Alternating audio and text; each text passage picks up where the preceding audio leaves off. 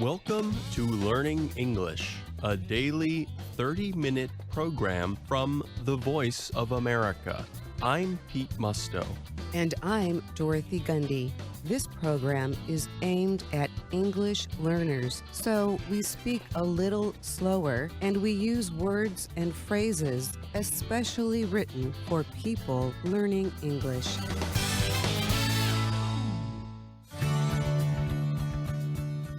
Today on the program, you will hear stories from Kelly Jean Kelly, Jonathan Evans, and Brian Lynn.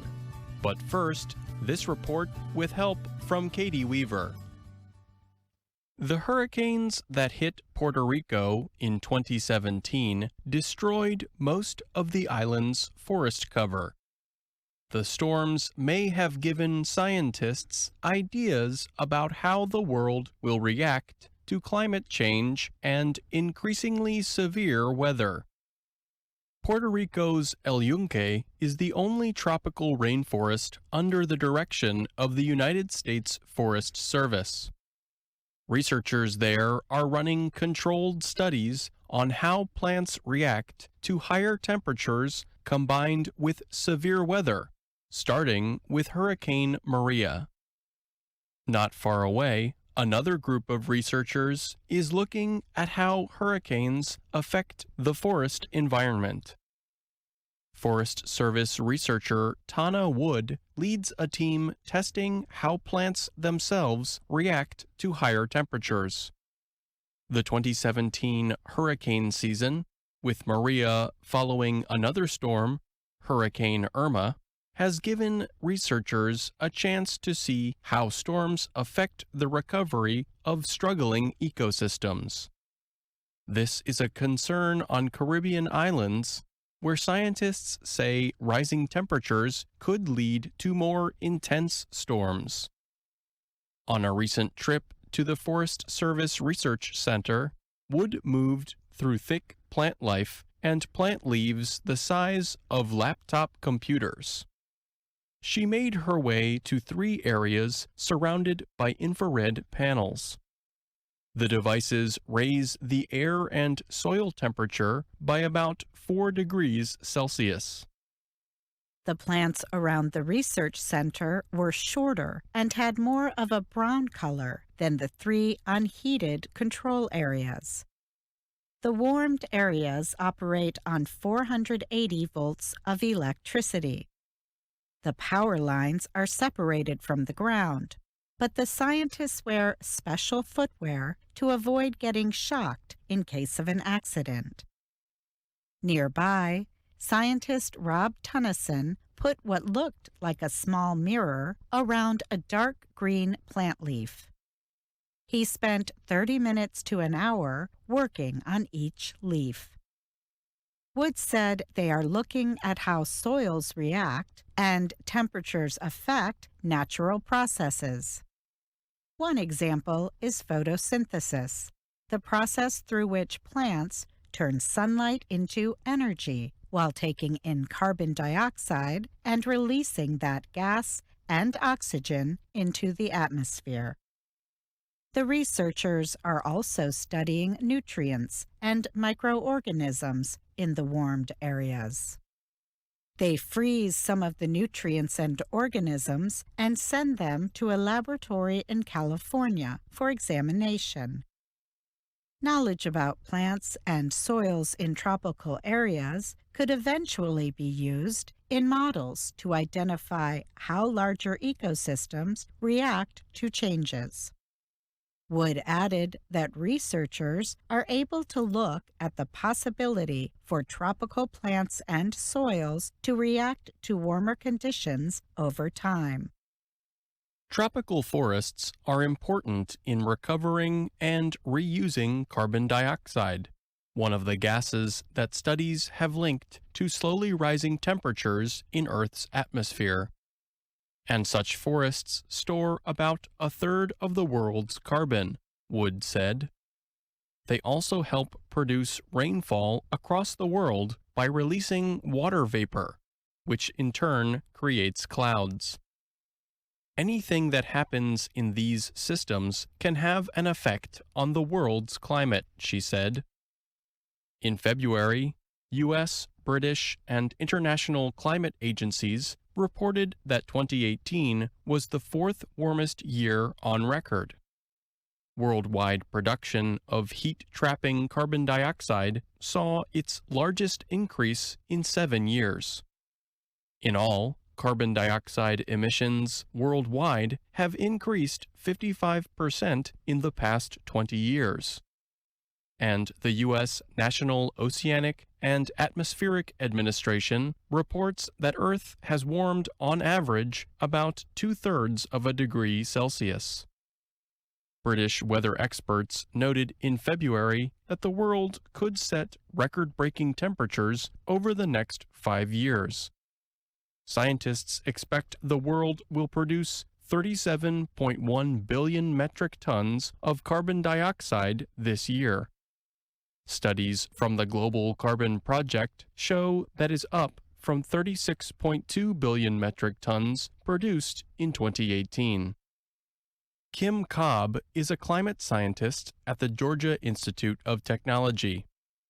She was not involved in the experiments at El Yunque. Cobb said she did not know of any other long-term warming experiments in tropical rainforests. And what will happen at the U.S. Forest Service's site is unclear. It's not a system that we can model extremely well today, let alone under climate change scenarios, Cobb said. But there is little doubt that these kinds of long-term monitoring sites are extremely valuable in our understanding of the water and carbon cycle and how they might change with climate change. The $3 million project is now in its fourth year. Wood said she hopes it will continue as long as possible. Scientists halted the project for a year after Hurricane Maria hit Puerto Rico on September 20, 2017. That way, they could separate the effect of warming from the effect of the storm, which caused more than $100 billion in damage. Not far from Wood's experiment, scientists are looking at how hurricanes affect the tropical forest. They began by cutting away the highest leaves above parts of the forest to recreate the effects of a storm. They paid workers to cut tree branches and spread them across the forest floor.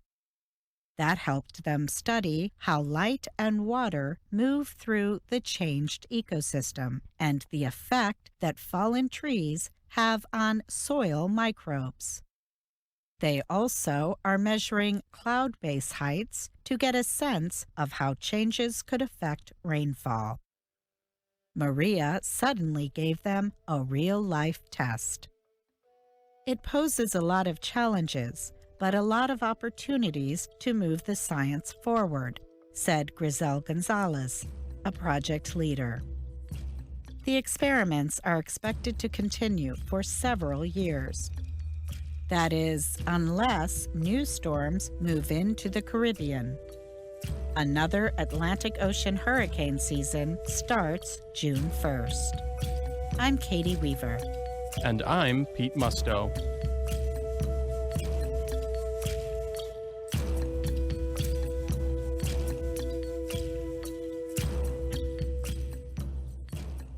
American homes are a lot like America. They are a mix of designs from many countries, all combined together. For example, a visitor to a neighborhood in the United States might see several kinds of colonial houses. Workers began building these houses in the 1600s, when Britain ruled the area. Colonial houses are often box-shaped, two-story houses. They have a front door in the middle and 5 or 7 windows. Both sides of the house are usually the same. Their original design came from ancient Roman and Greek buildings. But over time, Americans added design elements from the architectural styles of other countries. One modern-day colonial home can have a tall, French-style roof, like the Louvre Museum in Paris. Another can have narrow Greek columns near the front door, like the U.S. White House. Another can have long pieces of wood on the outside, like some houses in England during the Middle Ages. Or the same house can have all three. Jackie Craven is a reporter who writes about architecture. She told VOA over email, "Our homes, like our people, draw from many sources." The style of American homes also show what was happening in the country at the time they were built. In the 1800s, the U.S. was growing economically. Workers learned how to make many copies of the same thing quickly, for not very much money. One result is that a number of Americans could pay for the building of large, complex houses. These are called Victorians, after Queen Victoria, who ruled Britain from 1837 to 1901. Victorian houses follow Queen Victoria's romantic image. They are usually 3 stories tall and asymmetrical. In other words, the sides are not the same in size or shape. One side may have large windows. Another may have a porch. One side may also be tall and rounded. Victorians also have detailed wood cutouts for visual appeal. At first, Victorians were painted in a mix of earthy colors, like browns, greens, and dark orange. In later years, bright pinks, blues, and yellows became popular combinations. Some observers compare Victorian houses to doll houses, gingerbread houses, or even wedding cakes. They look fancy, but they are modest in relation to some houses that came later. At the end of the 1800s, the Industrial Revolution made steel part of the American environment. Steel helped build railroads and skyscrapers. It also helped make a few American businessmen very wealthy. Some built extremely large mansions that looked more like European castles than family homes. They mixed old Italian, French, and Roman Empire building traditions that aimed to show how powerful and rich the owners were. Inside, the mansions had huge stairways and dining rooms big enough for 100 people. But by the beginning of the 1900s, some people were rejecting shows of wealth by powerful people. And many Americans needed housing that was far less costly, especially during the economic depression of the 1930s. So houses became simpler and smaller. One company, called Sears, made house-building kits you could order from a catalog. The business sent you the parts and the plans for the house. Then you and a few friends built it yourself. The houses lasted, too. About 70% of Sears kit houses are still standing. During the same years, that Sears was mailing housing kits, an architect named Frank Lloyd Wright was creating a new kind of American house. Wright did not want to use European ideas. He believed American houses should fit into the nature around them. Some of his most famous houses are long and low, with clean lines and a simple style. The roof hangs far over and beyond the walls, so the area outside feels more connected to the structure. Inside, the rooms are all connected. Wright designed more than 1,000 houses in his life. His influence can be seen in a huge number of American homes built in the 20th century. They are especially common in neighborhoods just outside of cities, called suburbs. For example, the ranch house on the 1960s and 70s television show, The Brady Bunch, was influenced by Frank Lloyd Wright. Susan Piedmont Palladino is an architect and the director of Virginia Tech's Washington Alexandria Architecture Center. She calls the history of American homes an all-you-can-eat buffet. In other words, Americans have many home styles to choose from. We can borrow anybody's style of architecture, and I'm not sure that's the attitude in other countries around the world, she says. And Piedmont Palladino says, American homes are different in another way. She observes that most American homes are for just one family, one set of parents and their children. The single-family house, she says, dominates American neighborhoods. She also notes that as American families are getting smaller, American houses are getting bigger. For example, in the late 1900s, some Americans built large houses again to show their wealth and power. But these houses are not as unique or beautiful as the mansions of the late 1800s. Many of them look similar to each other.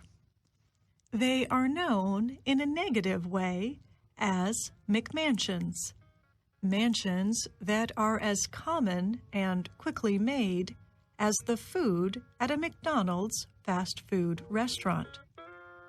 Piedmont Palladino says, in the future, she would like to see American houses move a different direction. She hopes owners and builders will seek designs that are friendly to the environment and use resources wisely. I'm Kelly Jean Kelly.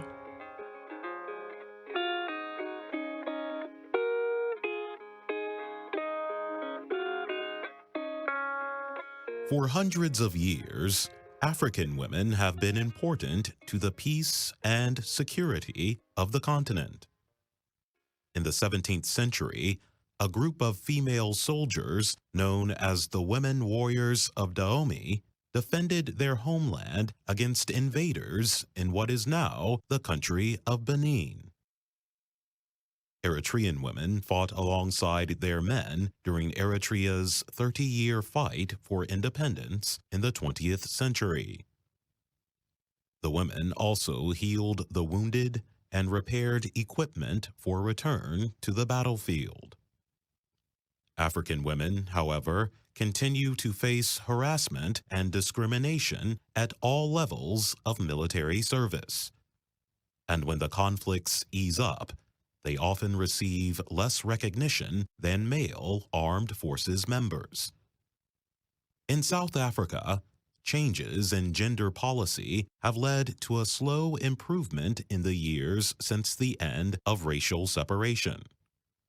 Women now make up nearly 1/4 of the country's full-time armed forces. But difficulties remain. The problems are documented in research by the African Peacekeeping Network and the National Research Foundation of South Africa. Its study found that women are still considered less capable than men in the armed forces. Women are not permitted to serve in battle, and weapon training was limited to self-defense. The higher or better paid jobs were given to men, not women. The report said this had more to do with the conservative attitudes of broader society towards women than the military itself.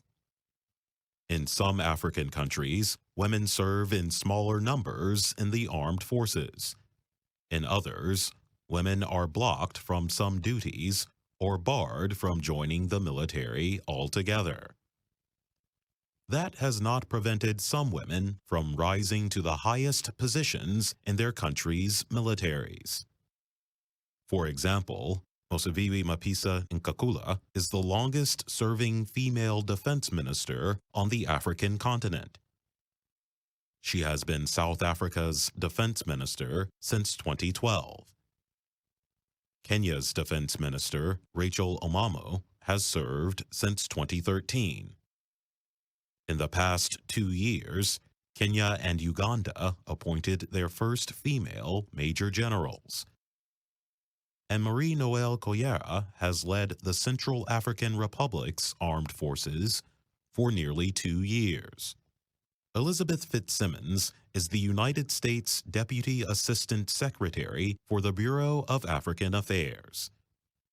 She told VOA, "We have a democratically elected government in the Central African Republic. We have a military with a Minister of Defense at the head who is a woman. And I think that speaks volumes about the potential for cooperation between the United States and the Central African Republic." The United Nations praises the work of women as peacekeepers. It says female peacekeeping soldiers can help bring women in conflict areas into the peace process and give them a voice. Female peacekeepers can assist victims of sexual violence and protect children from violence in ways male soldiers cannot.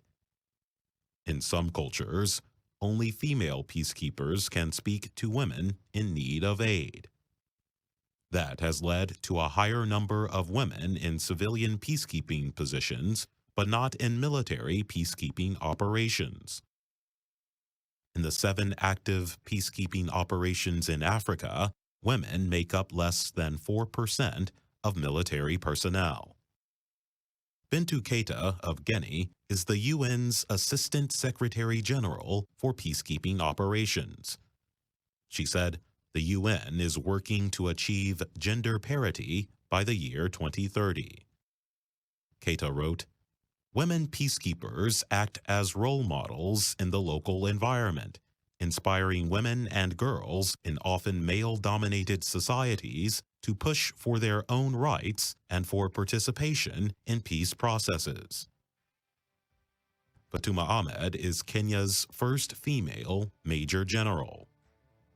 She told Kenya Citizen TV, "We have doctors, we have engineers, we have lawyers, we have jet pilots, we have pilots in air defense.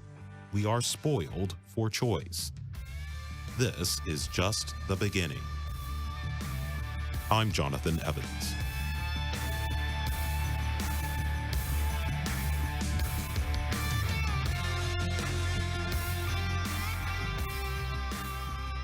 The popularity of winter clothing made with animal hair has greatly increased the demand for coyote fur. Coyotes are wild animals that are related to dogs and wolves. They are found in North America. Many people living in cold weather places around the world wear coats designed with furry edges that circle the head and neck.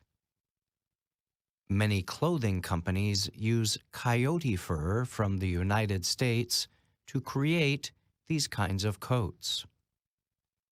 Coyote fur is a favored choice because it is naturally full, soft, and has beautiful colors. A good coyote from the western United States is highly valued and can sell for at least $100. One top price at a recent sale in Colorado reached $170. That was up 40% from 4 years ago. John Hughes is a longtime buyer at J&M Furs in Roundup, Montana. He spoke to the Associated Press about the current demand for fur. Coyotes are hot, he said, and it's all due to the trim trade.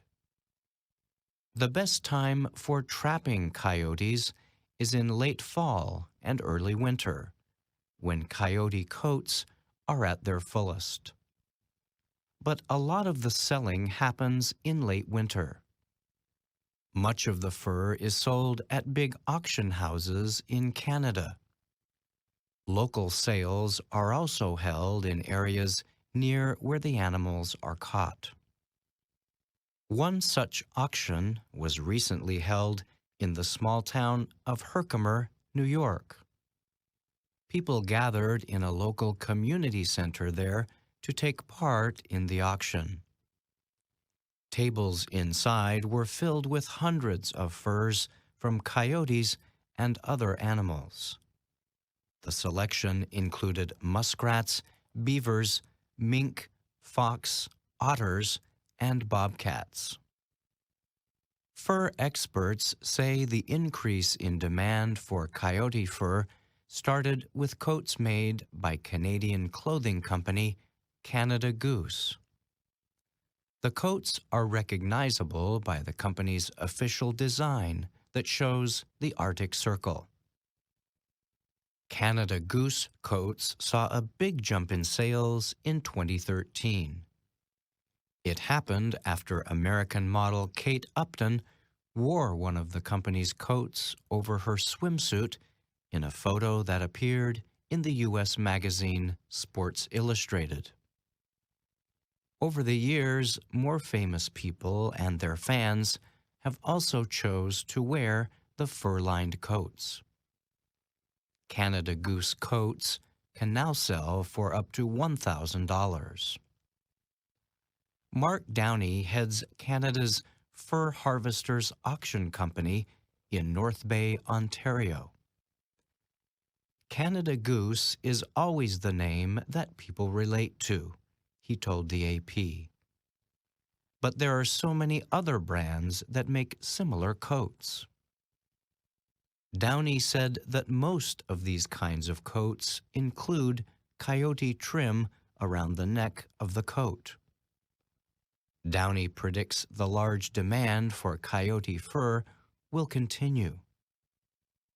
Another seller is North American Fur Auctions, based in Toronto, Canada. In a statement published on its website in November, the company said the coyote trim business continues to be in full fashion, with Canada Goose being the major taker. The hot market for coyotes comes as trappers deal with recent economic downturns in both China and Russia. They also face competition from people raising animals for fur. In addition, animal rights activists call the trapping process cruel. I'm Brian Lynn.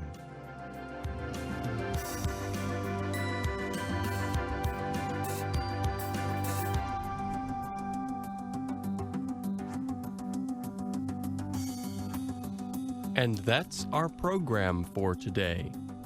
Listen again tomorrow to learn English through stories from around the world. I'm Pete Musto. And I'm Dorothy Gundy.